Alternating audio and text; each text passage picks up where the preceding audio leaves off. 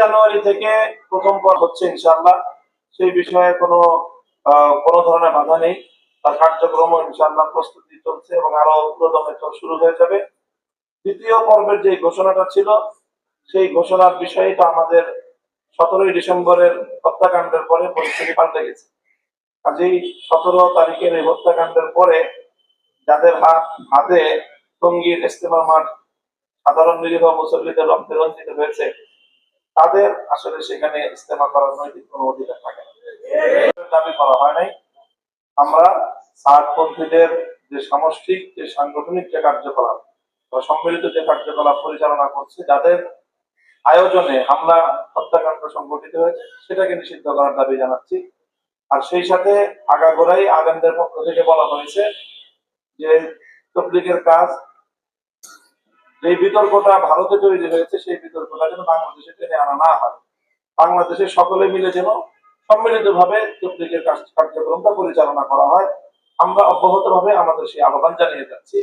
এখনো যারা ওখানে বিচ্ছিন্নভাবে কাজ করছে, তাদের প্রতি আমাদের উদাত্ত আহ্বান যে এখানে তবলিগের শীর্ষ মুরব্বীরা, আলেম ওলামা যারা তবলিগে আগাগোড়াই নেতৃত্ব দিয়ে থাকেন, যারা আলেম না, তারা আলেমদের থেকে নেতৃত্ব থেকে বিচ্ছিন্ন হয়ে তারা ভারতের একজন লোকের বিতর্কিত সিদ্ধান্তের অনুসরণ করছেন বলেই এই বিভক্তিটা তৈরি হয়েছে। কাজেই ভারতের বিষয়টা ভারতে রেখে বাংলাদেশের সকলে যদি মিলেমিশে কাজ করে, তাহলে কিন্তু সমস্যার সমাধান হয়ে যায়। বিষয়টা হলো যে এটাই তো ছিল পরিবেশ 17ই ডিসেম্বরের আগ পর্যন্ত, এবং রাষ্ট্রীয়ভাবে সরকারি উদ্যোগেও এটা একটা সিদ্ধান্ত ছিল যে মীমাংসা হবে। কিন্তু এর মধ্য দিয়ে সরকারি সকল আয়োজন, সকল আলোচনার দুয়ার রুদ্ধ করে দিয়ে রাতের অন্ধকারে হামলা চালিয়ে আমাদের 3জন ভাইকে হত্যা করা হলো। এখন সেই রক্তের উপর দিয়ে আমরা কিভাবে তাদের সাথে আলোচনায় যেতে পারি? এই জন্য আমরা বলছি বারবারই যে আলোচনার জন্যই তো আমরাই উদ্যোগ নিয়েছিলাম এবং আমরা এখনো আলোচনা চাই। কিন্তু কথা হলো যে হত্যাকাণ্ডের বিচার তো করতে হবে। হত্যাকাণ্ডের বিচার না করলে বারবার একই ঘটনা ঘটছে। 2018 সালে 5,000 লোক সেখানে আহত হয়েছে, সেখানে প্রাণহানি ঘটেছে। আবারও 2024 সালে একই ঘটনা ঘটলো। এই জন্য আলোচনার জায়গায়, হত্যাকাণ্ডের বিচার আলাদা জায়গায়।